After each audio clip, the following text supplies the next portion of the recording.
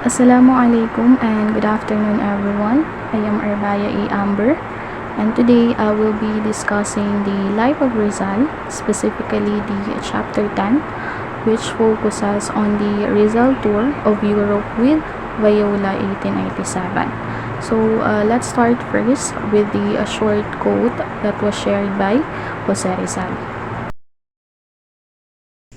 Ever impelled by invisible power, destined to roam from the east to the west, oft he remembers the faces of loved ones, dreams of the day when he, too, was at rest.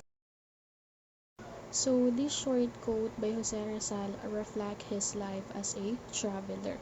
Pinapakita dito na parang may unforeseen force daw na nagtutulak sa kanya para maglakbay. As if he was destined to move from east, which is his homeland, and to the west, which is the Europe, where he sought knowledge and experiences.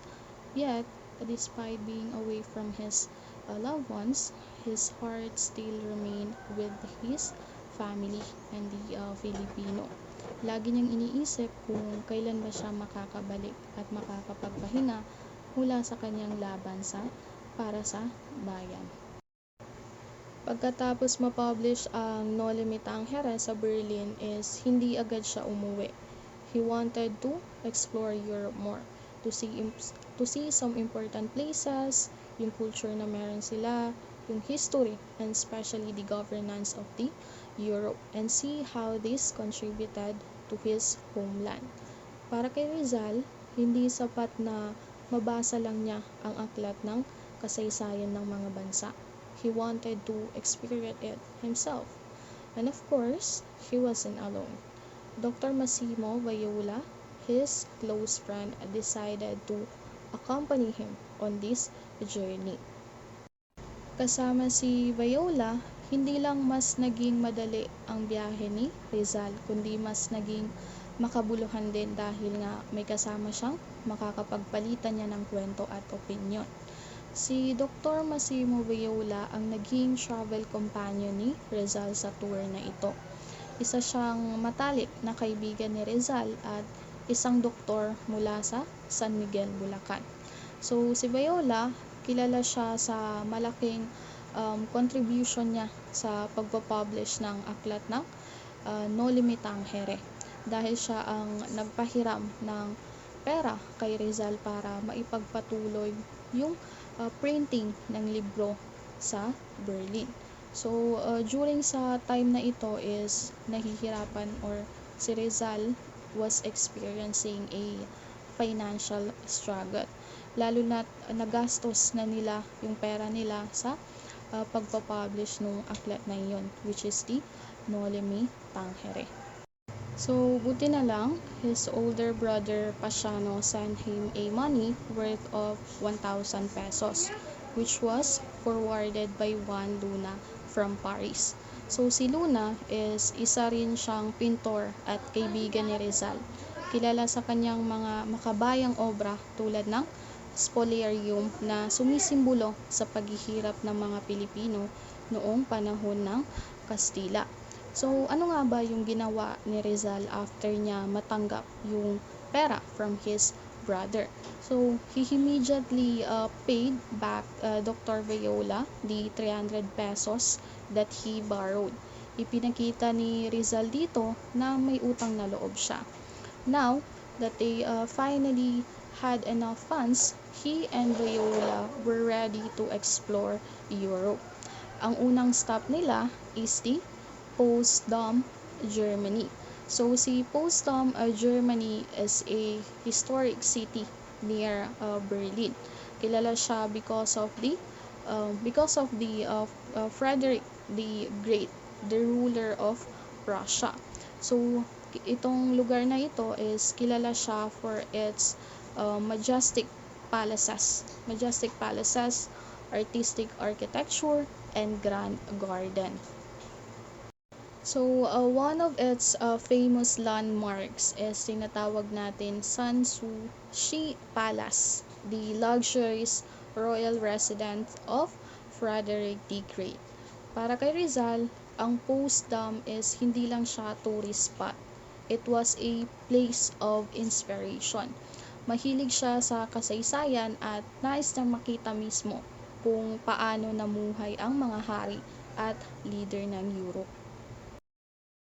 Now, we will proceed to the tour begins.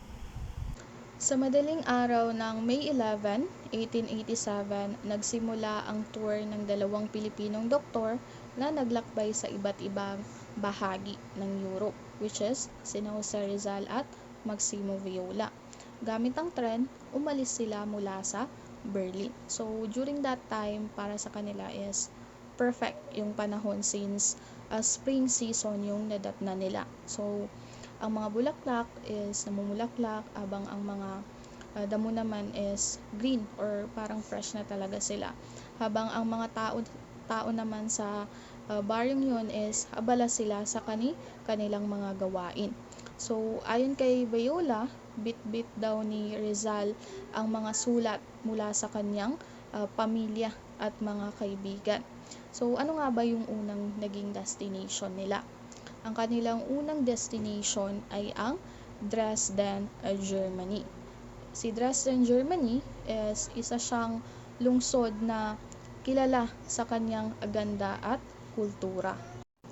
Pagdating nila sa Dresden, nagkataong ginaganap ang isang malaking floral exposition. Isa itong exhibit na kung saan ipinapakita ang iba't ibang uri ng halaman at bulaklak na maaring bihira or hindi karaniwan sa isang bansa. So si Rizal bilang isang botanist or mahilig mag-aral ng iba't ibang klase ng halaman is namangha siya sa mga kakaibang halaman na ito na malalaki at maganda. So sa Dresden, binisita rin nila si Dr. Adolf B. Meyer, isang German scientist at anthropologist. Si Meyer ay isang expert sa pag-aaral ng iba't ibang lahi at kultura. Kaya maaring nagkaroon sila ng parang deep discussion tungkol sa Pilipinas at sa mga Pilipino. So, natuwa si Mayer nang makita sina Rizal at Viola, possibly because he recognized Rizal intellect and curiosity about different culture. Another memorable part of their trip was visiting the Museum of Art in Dresden. Here, Rizal was deeply moved by the painting called Prometheus Bound. Ang painting na ito is tungkol sa Prometheus, isang tauhan sa the Greek mythology who gave a fire to humans but was punished by the gods. So malaki ang naging impact ng painting na ito kay Rizal dahil nakikita niya ang sarili niya kay Prometheus, a person who wanted to bring enlightenment and knowledge to his countrymen but was also facing great sacrifices. So he even recalled seeing a similar artwork back in Paris, France, which show how much this theme resonated with him. Habang naglalakad sila sa floral exposition, Rizal and Viola had an unexpected but meaningful encounter with Dr. Jagor. Si Dr. Jagor is isa siyang German scientist at traveler na dating bumisita sa Pilipinas at sumulat ng librong Travels in the Philippines. Dahil dito, malaki ang naging interes niya sa mga Pilipino at sa kanilang kultura. So habang nag-uusap sila, nabanggit ni na Rizal at Viola na pupunta sila sa Leitmeritz upang personal na makilala si Dr. Ferdinand Blumentritt. Si Blumentritt is isang Austrian professor at historian. Matagal din siyang naging kaibigan ni Rizal sa pamamagitan ng sulatan or tinatawag nating pen pal. So, isa rin siyang taga-suporta ng mga Pilipino at sa kanilang laban para sa reforma. Ngunit, nagbigay ng payo si Dr. Jagor na ipaalam muna kay Blumentritt ang kanilang pagdating. So, bakit nga ba? Dahil ayon sa kanya, si Blumentritt daw ay medyo nervyoso o yung tinatawag nating nervous disposition. So baka daw makaramdam siya ng stress kung bigla silang dumating ng walang pasabi.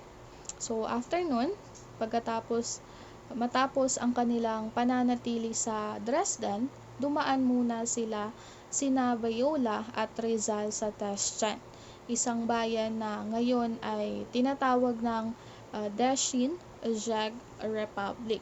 Dito nila isinagawa ang payo ni Dr. J. Gore. Nagpadala sila ng telegrama kay Blumentritt upang ipaalam ang kanilang paparating na pagbisita.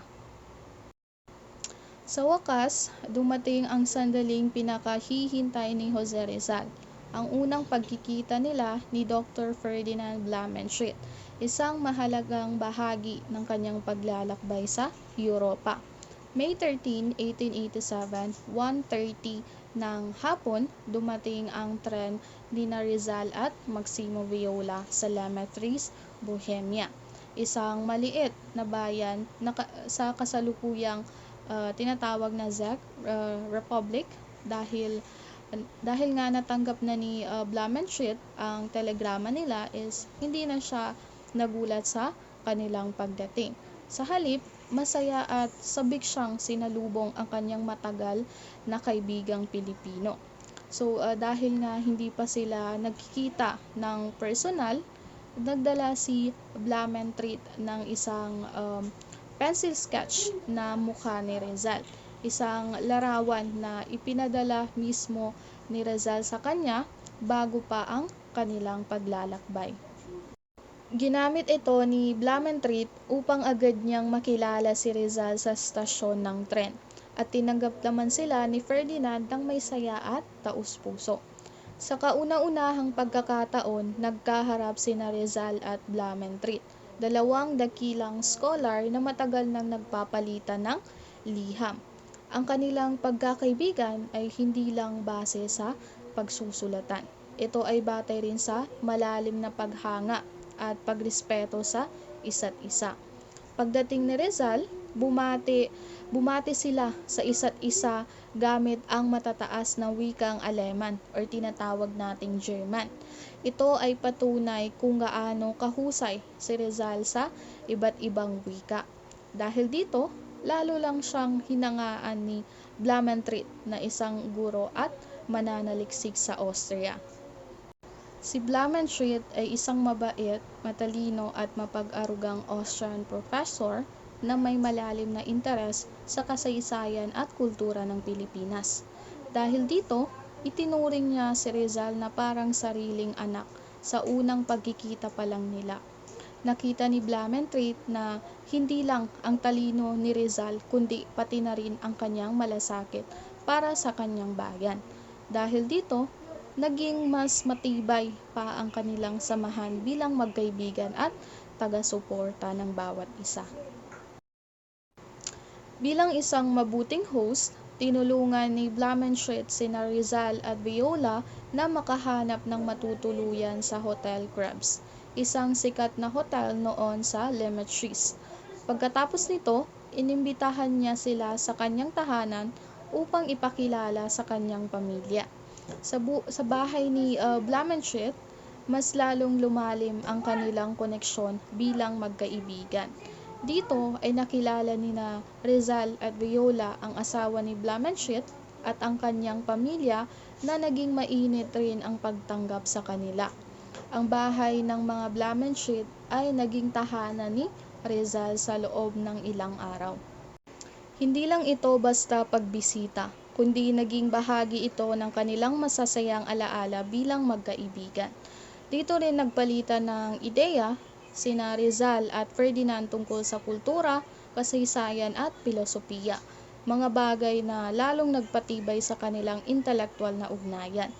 Nagtagal sina Rizal at Viola sa Lemetries mula Mayo 13 hanggang Mayo 17, 1887. Isa sa mga bagay na pinakanagustuhan ni Rizal sa kanilang pananatili sa Lemetries ay ang mainit na pagtanggap ng pamilya ng Blumentritt. Hindi lang si Dr. Ferdinand Blumentritt ang naging mabuting kaibigan sa kanya, kundi pati na rin ang buong pamilya nito. Ang asawa ni Blumentritt, si Rosa, ay isang mahusay na kusinera. Inihanda niya ang mga espesyal na Austrian dishes na talagang nagustuhan ni Jose Rizal. Lalo itong nagpadama sa kanya na para siyang nasa bahay lamang sa kabila ng pagiging nasa ibang bansa. Nakilala rin ni Rizal ang tatlong anak ni Blumentritt na sina Dolores, Conrad at Fritz. Dahil dito, naging mas malalim ang koneksyon ni Rizal sa pamilyang Blumentritt, hindi lang bilang isang bisita, kundi bilang isang malapit na kaibigan. Bukod sa pagiging isang mahusay na propesor, pinatunayan din ni Blumentritt na isa rin siyang mahusay na tour guide. Pinasyal niya sina Rizal at Viola sa iba't ibang magagandang tanawin at makasaysayang lugar sa Lemetriz. Isang araw, dinala niya sila sa isang sikat na beer garden na kung saan matitikman ang pinakamasarap na beer sa buong Bohemia. Habang nag-e-enjoy sila sa inumin, napansin nila ang isang discussion sa kabilang mesa. Ang usapan ay tungkol sa pagpapalagay ng riles ng tren sa kalapit na bayan. Isa sa mga lalaking nakikipagdiskusyon ay ang burgomaster o ang tinatawag nating town mayor. Dahil kilala ni Blumentritt ang burgomaster o yung town mayor, ipinakilala niya sina Rizal at Viola sa grupo. Dito napahanga ang mga Aleman kay Rizal nang magpakita siya ng galing sa pagsasalita ng German. Nagulat ang burgomaster sa husay ni Rizal sa pagsasalita ng German. Tinanong niya si Rizal kung gaano katagal niyang pinag-aralan ang kanilang wika. Ang sagot naman ni Rizal, 11 months po, sir. Dahil dito, mas lalong napamangha ang burgomaster at ang kanyang mga kasamahan. Sa sobrang paghanga, sinabi niya na si Rizal daw ay may pambihirang talino na hindi basta-basta nakikita. Niyakap siya ni Blumentritt at sinabing kahit ang ibang Aleman ay hindi kasing husay magsalita ng German tulad ni Jose Rizal. Bukod sa beer garden, inimbitahan din sina Rizal at Viola sa isang pagtitipon ng Tourist Club of Lemetriz, kung saan si Blumentritt ay isa siyang sekretary. Dito, nagbigay ng impromptu speech si Rizal. Muli niyang ipinamalas ang kanyang galing sa pagsasalita ng German. Sa kanyang talumpati, pinuri ni Rizal ang ganda ng Austria, pati na ang kabutihan ng mga tao rito. Ipinakita niya kung paano niya pinapahalagaan ang kalikasan at pagiging hospitable ng mga Austrian. Dahil dito, walang humpay ang palakpakan ng mga manonood. Ang mga miyembro ng tourist club ay lubos na namangha sa galing ni Rizal sa pagsasalita, pati na rin sa kanyang pagiging natural na orador. Bilang tanda ng kanyang pagpapahalaga sa pagkakaibigan nila ni Blumentritt, iginuhit ni Rizal ang larawan ng profesor at ibinigay ito bilang regalo. Lubos na natuwa si Blumentritt sa natanggap niyang obra, patunay ng lalim ng kanilang koneksyon. Habang nasa Lemetriz, ipinakilala ni Blumentritt si Rizal sa iba pang kilalang scholar sa Europe. Isa na rito si Dr. Zeppelek, isang sikat na scientist mula sa Poland, at si Professor Klatschak, isang expert sa natural sciences. So, nagkaroon sila ng insightful na discussion at kitang-kita kung paano hinangaan si Rizal bilang isang matalinong Pilipino sa international academic circles. Bilang pasasalamat sa mainit na pagtanggap ng pamilya ni Blumentritt, nag-host sina Rizal at Viola ng isang farewell dinner sa kanilang hotel bilang simpleng paraan ng pasasalamat. Masayang kwentuhan at tawanan ang naganap, pero dama rin ang lungkot dahil alam nilang malapit na silang maghiwalay. Dumating ang araw ng kanilang pag-alis noong May 17, 1887 at buong pamilyang Blumentritt ang naghatid sa kanila sa train station. Habang paalis ang tren, lahat sila ay naluluha sa pamamaalam. Dinala ni Rizal hanggang sa kanyang huling sandali ang magagandang alaala ng kanyang pagbisita sa Lametries. Sa kanyang sulat kay Blumentritt noong May 24, 1887 mula sa Vienna, ipinahayag niya ang pag-aalala nila ni Viola para kay Dora o Dorita, ang bunsong anak ng profesor na noon ay may sakit. Sinabi niya sa kanyang sulat na nalulungkot kami ni Viola dahil may sakit ang aming maliit na kaibigan na si Dora o Dorita. Hindi pa rin namin malilimutan ang kanyang asul na mga mata, ang masasayang tawa niya at ang kanyang maliit na ngipin. Kawawang Dorita, nakita ko pa siyang humabol sa tren habang paalis kami. Mula sa puso ko, hangad ko ang kanyang agarang paggaling.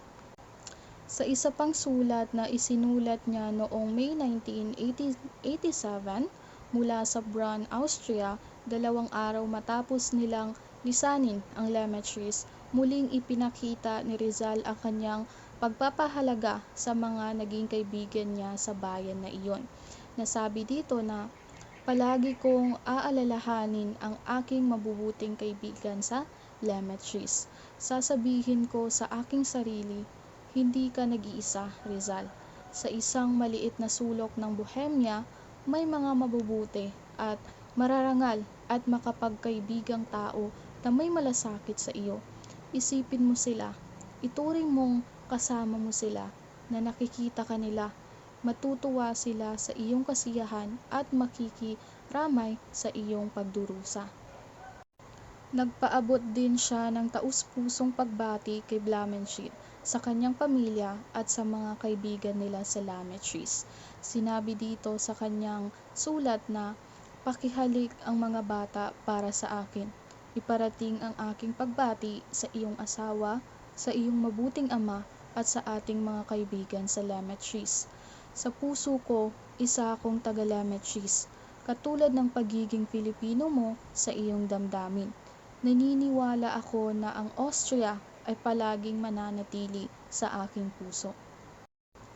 Sa parehong sulat, napansin ni Rizal na naiwan niya ang kanyang diamond stick pin sa kanilang tinuluyang Hotel Krebs. Isang maliit na bagay, ngunit bahagi rin ng kanyang alaala sa lugar.